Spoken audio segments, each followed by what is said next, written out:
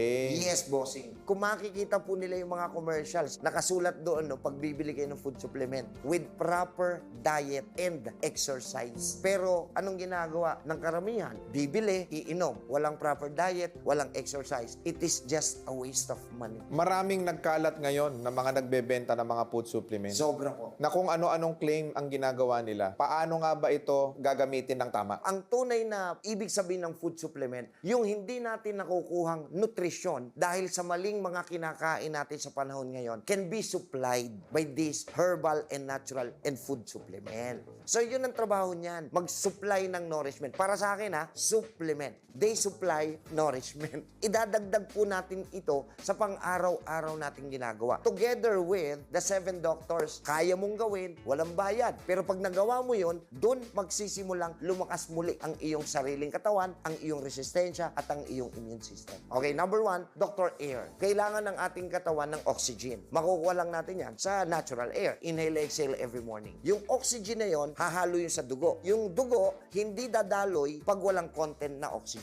Pag hinalo na yung oxygen sa dugo, yung dugo isi-circulate ng puso natin, kailangan makaakyat yung oxygen content of the blood sa brain para ang brain natin mag-function properly. Mabawasan ang stress. Number 2,